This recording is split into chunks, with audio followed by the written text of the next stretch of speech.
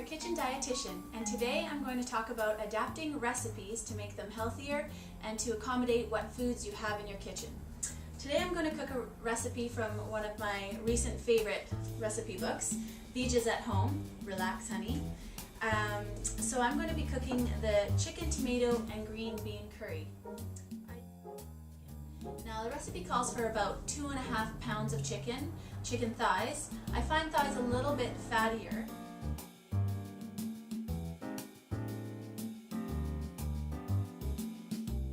Chicken thighs are a little more tender because of the fat, and chicken breasts can tend to get a bit more dry, but because this recipe we're virtually going to be stewing the meat, it's going to retain the moisture, and I don't think it's going to make that much of a difference.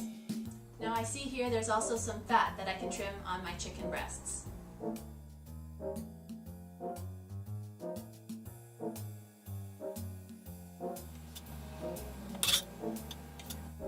Throw the fat away and cut your chicken breasts into strips.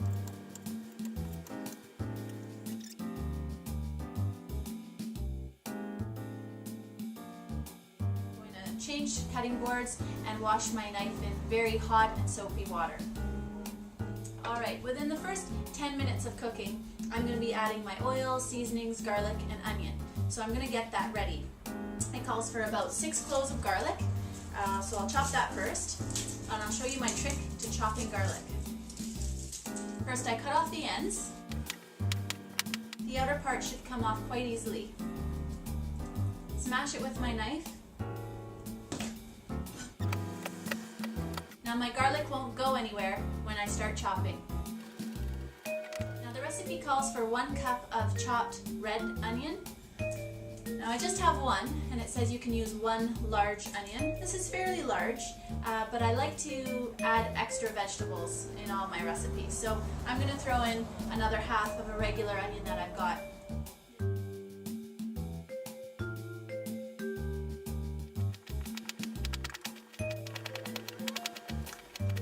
A good trick, if onions make you cry when you chop them, stick them in the fridge the night before, but there still might be a few tears.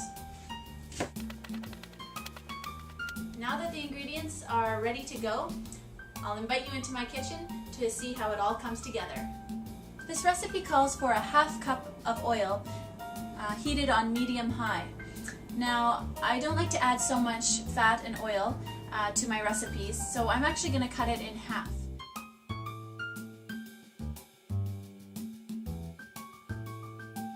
So I've got a 1/4 cup here, and I'm using grapeseed oil today. I'll use canola or safflower as well. I don't usually use olive oil for cooking.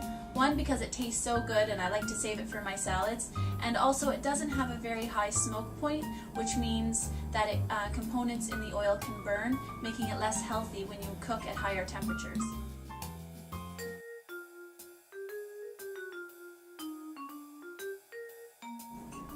Now once the oil has had a chance to heat up for about a minute, add your onions. The recipe says to saute the onions for about 8 minutes, so it doesn't burn, but brown. The recipe calls for 3 cups of tomatoes. Though I love using fresh tomatoes, I don't have any on hand, but canned tomatoes will work just fine. The thing to remember about canned vegetables is that there is often salt. So I'm looking at the label here, and per 1/2 cup, there is about 290 milligrams of salt. For the day, we want about 2,300 milligrams of salt maximum.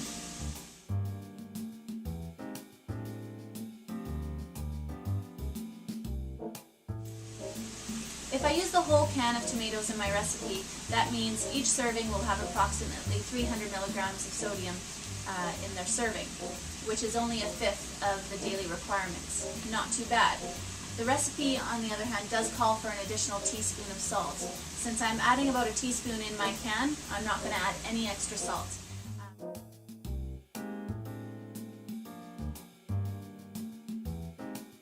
Now my onions are nice and fragrant and they are starting to brown, so I'm going to add my garlic. Now I'm going to add my tomatoes.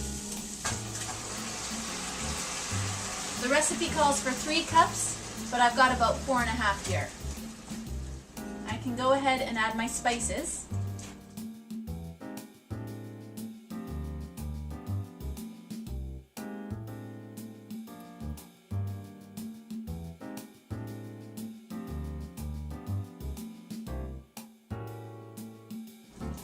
Once that's cooked for an additional 5 minutes, I'm going to add in my chicken,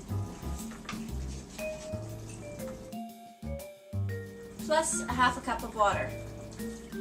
I've got 10 minutes, so I'm going to get my rice ready in the meantime and get my beans ready to add to the pan.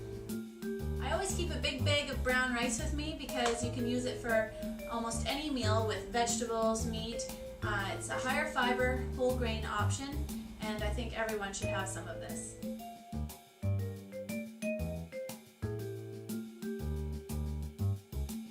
For 2 cups of brown rice, I'm going to add 3 cups of water.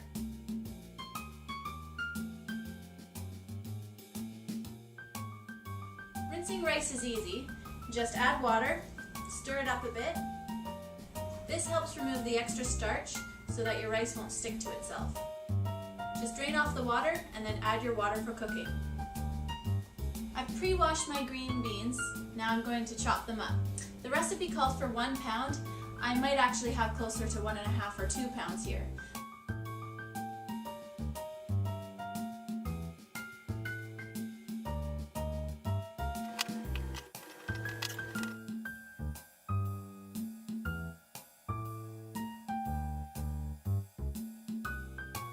Now that my green beans are all chopped up, I'm just going to add that to the pan.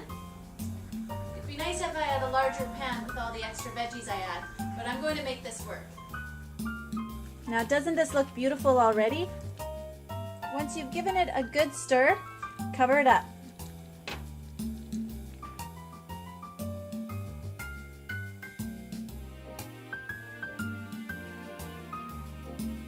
Now that I'm ready to serve, I'll say thanks for joining me, your kitchen dietitian, for this episode on how to alter recipes, showing you how to enjoy nutritious and delicious food every day. Have fun in your kitchen. Bye!